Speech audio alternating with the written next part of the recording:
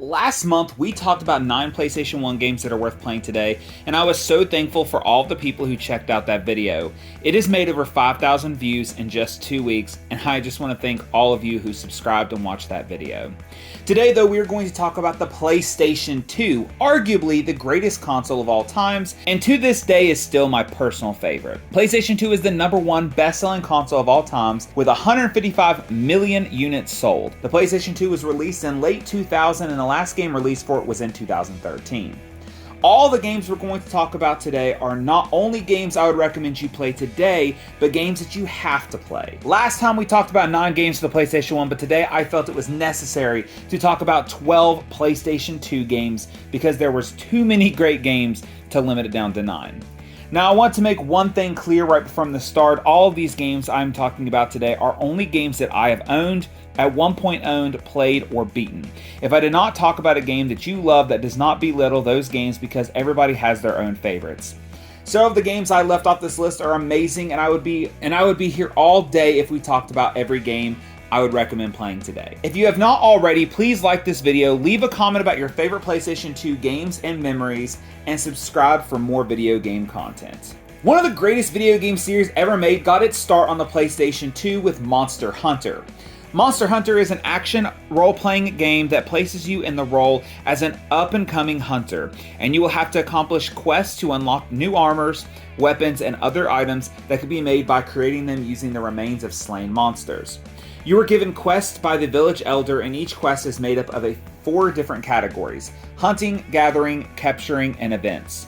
The quests are ranked from 1 to 8, which means they become more difficult as the quests go on. Hunting quests are the main type of quests, and you will have to hunt down monsters using tracking methods, and once you slay them, you can complete the quest. Once you slay them, you can carve out items such as horns, scales, and bones for new gear. Gathering quests are missions in which you gather items like herbs and ores, and capture quests are about capturing the monsters by weakening them down and using traps. Event quests, on the other hand, are different because they only can be played online, and they are posted every week. Each quest is available at any rank and can include unique monsters that you have not played before, and you can play with up to 3 of your friends. Hunters can choose a variety of weapons from swords and shields, great swords, lances, hammers, dual swords, etc. Weapons can also contain elements such as fire, water, thunder, and more, which can make it easier to deal damage to certain monsters. Monster Hunter is a popular series that has released many games over the past few years, and even recently, as this year, we've gotten an expansion on the newest Monster Hunter Rise game for the Nintendo Switch. This series is popular and is one of my favorite games on the PlayStation 2, and Monster Hunter was so much fun because of the amount of different monsters you could hunt and the ability to hunt by yourself or with friends. And though the game has had many games in its series since then, I still think that the original Monster Hunter game is still worth playing today. Grand Theft Auto was one of the most popular games released on the PlayStation 2, from Grand Theft Auto 3 to San Andreas. But I want to talk about a different game made by the same company that I personally feel is worth playing right now. Bully was an action-adventure game that allowed players to experience what it was like to be a juvenile delinquent who is enrolled in an academy where he tries to put an end to bullying. Bully is an open-world game, and you play as a teenage rebel, James Jimmy Hopkins. Throughout the story, you have to rise up in the ranks through the different school groups such as bullies, nerds, preppies, greasers, and jocks. Players will complete missions that are linear and have you completing specific objectives. Each mission rewards you with cash, new items, and can increase or decrease your respect with different groups. Friendly groups can be hired for muscle protection, and groups that hate you will attack you on sight. Outside of the main missions, there are so many options available for extra content to do. You can attend classes in 5 different subjects that are presented as mini-games, such as English, which helps with apologizing to authority figures, chemistry classes, which allows for players to create their own throwable weapons, gym class, which adds new fighting abilities, and so much more. Players can use melee attacks and different weapons to deal damage to enemies. You can use slingshots, marbles, itching powder, firecrackers, baseball bats, and more. You can run, jump, swim, and ride around on skateboards, scooters, bicycles, and go-karts. And just like GTA games, you could be in trouble with authorities like the police, and if you get into trouble, they can chase after you and bust you, which will end with you losing all weapons and being taken to jail or the principal's office. Bully takes place over an entire school year and gives you the feel of being part of a private academy school and addressing issues that occurred in the school, like having cliques to adjust to and being popular on or hated, dealing with bullies, adjusting to school schedules, and more. The game also includes the options to kiss male or female NPCs, and this game was so unique and was one of my favorite games on the PlayStation 2 and is still worth playing today, and can even be played on the PlayStation 4 through the online store for only $14.99. Tony Hawk's Pro Skater 2 made it to my PlayStation 1 games list several weeks ago, and as I stated in that video, some of the earliest best games were Tony Hawk's Pro Skater games. And on the PS2, we received so many new games in the series, but Underground 2 was the most unique and probably one of the last great games in the series, in my own personal opinion. Underground 2 played similar to previous Tony Hawk games, and the main model of gameplay is to travel to various cities and will be given a list of tasks to complete. Most tasks are connected to skating on or over various objects or performing combos. New gameplay features included the focus ability that slows down time and can help keep a combo going. Underground 2 has one of the best story modes, and in the story you play as a new skateboarding pro who gets kidnapped and wakes up in a room with other pro skateboarders. The kidnappers are revealed to be Tony Hawk's and Bam Margera, and the two of them want to have a non-publicized world destruction tour. Both teams will complete for points at each location they go to, and whoever loses has to pay for the entire trip. The game was comical and was a lot of fun to play, and there was also a classic mode that allows you to play all of the remade levels from the previous games. If you like this game, you should also check out Underground 1, because the story for it was amazing as well, as you played as a rookie skateboarder who him and his best friend tried to compete for competitions to become pro skateboarders, and there's a lot of betrayal and other things involved in the story. Both Underground and Underground 2 are some of the best games on the PlayStation 2, and Underground 2 had so many mixes of skateboarding elements as well as things you would see on Jackass and Viva La Bam, and it was just a fun game all around, and was probably one of the games that gave me some of my favorite memories growing up, especially growing up with the PS2. In my PlayStation 1 video, I talked about Final Fantasy VII, and today I'm going to talk about the best PlayStation 2 era Final Fantasy game, and of course, that game is Final Fantasy X. Final Fantasy X was the first game in the series to have a full three-dimensional area, and the first game to have a complete voice acting. Final Fantasy X removed active time battles and replaced it with conditional, turn-based battles. You play as Tidus, who has found himself in a world that is not familiar of his own. As Tidus, you will move around the world, going from location to location as you face random encountered enemies. As mentioned before, Final Fantasy X has a different combat system. In Final Fantasy X, it is a turn-based battle system that pauses during each person's turn, which allows the player to strategize their next move. On the side of the screen, you are given a list of characters and enemies, and you are given the ability to look ahead to see who can go next and break down whose turn is coming up, whether yours or the enemy's. Final Fantasy X also introduced an overhaul to its summoning system that was called Aeons, which is the name for the summons. In the summoning for this game, it replaces the entire battle party and has their own attacks, spells, and overdrives. The game features 5 Aeons that is given to the player through the story, but you are also eligible to collect 3 additional Aeons that can be collected through side quests. The series also introduced the Sphere Grid, which experience points are now turned into sphere levels. Those sphere levels to move across a grid that allows for players to customize their own characters entirely. You can choose what you want them to learn, how you want to adjust your characters to be like, and many more. There are different spheres that can help with learning new abilities, increasing mana points, attack power, health points, and more. Final Fantasy X also introduced this side minigame called Blitzball, which is an underwater sport that you can play as an extra mode. What makes this game so fun is the characters and the battle system. Final Fantasy X made many improvements to the series and is one of the most memorable games in the series that is a must play. If you want to play this game and do not have a PlayStation 2, it is also playable on the Xbox One, PS4, Switch, and PC with their new remastered edition. The PlayStation 2 was probably the greatest console for superhero games. Not all the superhero games were amazing, but if you wanted to play a game about your favorite DC or Marvel heroes, then this console was for you. One of the greatest games made for the PlayStation 2 was Ultimate Spider-Man. Ultimate Spider-Man was developed by the company who made the game adaptation of the movie Spider-Man 2, and Ultimate Spider-Man was an open-world game that allows you to venture around a fictional version of Manhattan and Queens. You not only get to play as Spider-Man, but you also got to play as Venom too. As Spider-Man and Venom, you will complete missions, and most of those missions were linear in nature, and the game will automatically switch you between the characters based on the mission. You can free roam the map, but only as Spider-Man. Both characters play entirely different as well. Spider-Man is more agile and uses webs to travel through the city. You can also use the webs during fights to immobilize enemies and grab them and throw them around. To take down an enemy for good, you have to shoot them with a web while on the ground to take them out for good. Venom, on the other hand, is more aggressive and uses tentacles to pull himself to buildings. Venom can perform massive jumps and grab enemies. From there, he can smash them on the ground, throw them, or consume them. Consuming non-playable characters and other enemies will help regenerate health. Venom will slowly start to lose health over time, so you have to constantly consume civilians and enemies. Ultimate Spider-Man uses a cel-shaded comic book style graphic, and you get to experience what it's like to live within the comic book world. Many enemies make their appearance in the game, like Rhino, Electro, Green Goblin, etc. This was one of the greatest Spider-Man games ever made. At its time, it was probably the best Spider-Man game, and if you have never experienced this game, you really need to check it out. This game is exclusive to PlayStation 2, so you kind of have to have a PlayStation 2 to play this game, but if you do, it is well worth spending time playing this game. Speaking of comic book and superhero video games, we have Judge Dredd, Dredd vs. Death. Judge Dredd is a character from the 2080 comic series, and for many, they probably have never heard of this game or played it.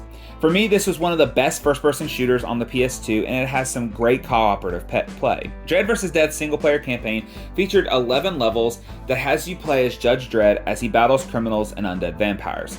The game also features co-op with multiple difficulty levels. The game also features a law meter that makes you adhere to the laws of Mega City 1. When you do things against the law, you will see the meter deplete. If it depletes entirely, the game is over.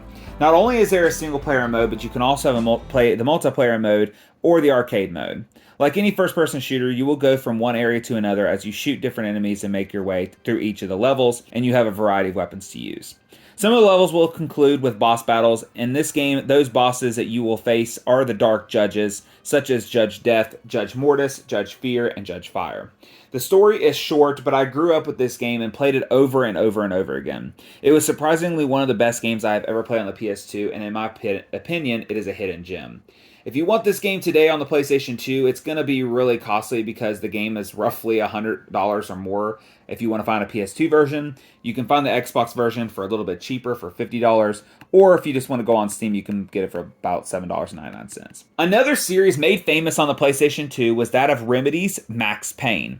Max Payne is a third-person shooter that takes place in a fictional world where former NYPD officer turned DEA agent Max Payne's wife and daughter are murdered by armed junkies who are high on a new drug called Valkyr. 3 years pass and Max works undercover with the mafia families that traffics the new drug and has made enemies with both the mafia and police. Gameplay-wise, the player uses a unique feature called bullet time that slows down time and allows you to shoot and dodge projectiles. During bullet time, you can still make reactions and plan for the next move, and as Max, you can use a variety of weapons and you replenish your health by using painkillers. The story is linear, and the story beats are told in a graphic novel style cutscene. Each level incorporates small platforming elements and puzzle solving. Max Payne was critically acclaimed to one of the best games for the PlayStation 2. It was followed up by Max Payne 2 on the PlayStation 2 and Max Payne 3 on the PlayStation 3. Max Payne has a great story, and its unique gameplay was fun and worth replaying over and over again. For those of you who have never played it, thankfully the game will be out again soon, since Remedy announced that Max Payne 1 and 2 will be released as a compilation for the PlayStation 5 and Series X, with no details outside of that. We are unaware if this game is going to be a complete remake or if this is just going to be a port, which I suggest is going to be a full remake since there are ports of Max Payne 1 currently on the PlayStation 4. PS2 is not short of fantastic games, and Sucker Punch was responsible for the creation of an amazing character called Sly Cooper that made his appearance on the PlayStation 2. Sly Cooper and the Thievius Raccoonus was critically acclaimed, and its sequel, Sly 2 Band of Thieves, is considered to be one of the greatest PlayStation 2 games of all times. Sly 2 introduced several new gameplay elements and included the ability to play as Bentley and Murray. Each character plays differently and is used for unique situations. Sly, of course, plays entirely stealthy and is used to sneak around and take things from enemies using his cane. Bentley, on the other hand, uses hacking abilities and can use sleep darts and sabotage enemies' equipment, and Murray is used as complete brute force and can beat enemies using his strength. Another addition to this game is all missions are connected to a main hub area where Sly and the gang are hiding out. The hub area also has an online store called ThiefNet where you can purchase power-ups for all characters. There are also special upgrades that can be found in saves across the level. Sly 2's gameplay is amazing, but the best part of the game is the story and the boss fights. Sly 2 has some of the most memorable characters in any video game, and the boss fights are some of my favorite bosses from any video game. Sucker Punch released the third and fourth games in the series, and the entire series is also available on PlayStation 3 as well. You should play these games from 1 all the way to 4 because they're so amazing, but the second game in the series is my favorite and is honestly a perfect game. When it comes to our next game, I originally did not play this game on the PlayStation 2, and since beating it on PS4, I went back and replayed it on the PS2, and both versions are worth playing today. Shadow of the Colossus is considered one of the most influential video games of all times and showcases how video games can be seen as an art. Shadow of the Colossus is a third-person game where the entire game takes place in one large open world. As the main character, the progression is made through cycling through boss battles and returning to the central area of the game and repeating that process. Shadow of the Colossus is a boss rush game, and each Colossus plays differently, and you have to solve puzzles to make your way up to the boss to take it down. Each Colossus has a weakness. Though the first boss battles are simple, later on the other 14 battles will become more difficult and require more interactions with the surrounding areas. The story for this game is one of the best because the game really makes you think about your actions and has a twist that I did not see coming. All of the Colossi are perfectly designed and the combat and puzzle solving is unique. The game has to be experienced by everyone, and if you do not have access to the PS2 version of the game, do yourself a favor and play it on the PS4 because this game is a perfect game in my opinion. One of my personal favorite games ever made is part of the reboot series of the Spyro series. That game is Legend of Spyro: A New Beginning. Now, I'm sure several of you are going to be surprised that this game is my favorite game, but Spyro was one of my favorite characters in video games, and in this reboot series, I found so much enjoyment, and I have beaten this game more times than any other video game. A New Beginning uses more action-focused gameplay compared to the previous Spyro games. Rather than being a platformer, this game focuses entirely on combat with unique breath abilities such as fire, electricity, ice, and earth. The game has fewer levels and is more linear than previous games. And the game also goes from start to finish with a boss battle at the end of each level and probably will take you about 6 hours. A New Beginning is an origin story of sorts for Spyro, and you are tasked with saving the world from the Dark Masters and stopping Cinder, who is another dragon that is possessed by evil. Legend of Spyro has a great story and the gameplay was solid and fun to play over and over again. I found myself playing this game more than any other video game that I've ever played, and I don't know how to explain it other than I just love it so much. The game has voice actors of Elijah Woods, David Spade, and Gary Oldman. Though it was not a critically acclaimed game, and so many people found this game not as enjoyable, it is still one of my favorite games, and it even has 2 sequels that are fun to play as well. The Legend of Spyro series is one of my favorites, and I could play this game over and over again, and would really love to see this game remade today. Just like the PlayStation 1, I'm also going to talk about another game from the Silent Hill series. That game, of course, is Silent Hill 4: The Room. Silent Hill 4 was my second game I ever played of the Silent Hill series, and I have loved this game ever since. Throughout the entire game, you play as Henry, who is trying to seek a way to escape his apartment. The central hub for the game is the apartment, and when in this area, you are playing in first person. The apartment is the only save point in the game, and at the beginning of the game, your health is restored when coming back to the apartment. Henry can leave the areas by entering different holes that form around the apartment, and later in the game, the apartment becomes possessed and does damage to the player. Upon entering other areas of the game, your view changes to a third person, and takes you into a variety of areas. The player has limited item inventories, and some items have to be left in a chest in the Henry's room. Silent Hill 4 has combat and puzzle solving, and later in the game, your neighbor Eileen Galvin joins you, and you have to protect her from being taken damage because her survival at the end of the game is dependent on you keeping her alive with less damage throughout the entire game until you play the final boss. The game is similar to other games in the series, as Henry is not a guns expert and has no training. Henry, though, uses a variety of melee weapons and can use them to attack enemies. You can also charge up the attacks and hit enemies to do more damage, but keep in mind that some of your weapons can break. The story is one of my favorites of any of the Silent Hill games, and as Henry is trying to escape his apartment, he also has to deal with the world of Silent Hill and the deceased serial killer Walter Sullivans. I love this game so much and would love to see this game remade for current systems, or hell, any Silent Hill game being made for that matter. But if any of the games I could ask for to be remade today, it would definitely be Silent Hill 4 because it is one of my favorite games of all times. And of course, there was no way I could talk about the best PlayStation 2 games ever made and worth playing today without mentioning Resident Evil 4, which is my #1 favorite PS2 game ever. Resident Evil 4 was originally released for the GameCube first, but eventually made its way to the PS2, and since then, it is available on almost every console ever made. Resident Evil 4 has players controlling Leon S. Kennedy, and in this game, it departs significantly from the series' previous games because the game was much more focused on action and shootouts, with fewer elements of survival horror. The game features more open movement that was much easier to control compared to its tank controls of previous games. There was no crosshairs on the weapons and instead had laser sights. Your aiming was no longer simplified to up and down shots, but now you can aim at select body parts, which can cause different effects on the enemy depending on where you shoot them. Resident Evil 4 also allows players to interact with the environment, like kicking ladders, jumping out of a window, dodging attacks, etc. The game also features some quick time events, but most of those happen during boss fights.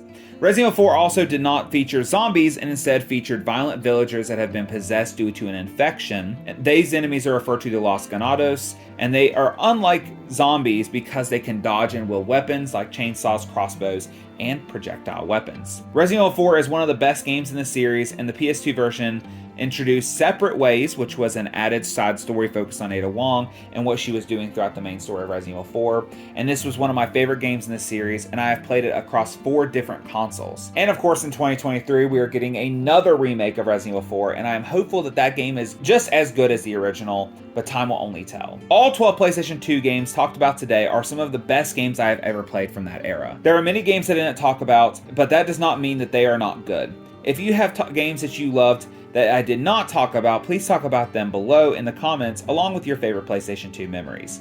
I left out many games I love because otherwise this video would be longer than it needs to. But the PS2 was my favorite generation, and I would love to see more of my favorite games from that era return. And who knows, maybe I'll talk about 10 more PlayStation 2 games later on, because there really was a lot of games that I left off on this list. So in the comments below, please let me know if you guys would like to see even more PlayStation 2 games that I think are worth playing talked about at a future video. I hope you all have a wonderful day, and I'm going to go back to playing some games myself, but check back soon because we will be talking about the PlayStation 3 and PS4's best games, so stay tuned for those. And thank you all, and I'll see you all next time.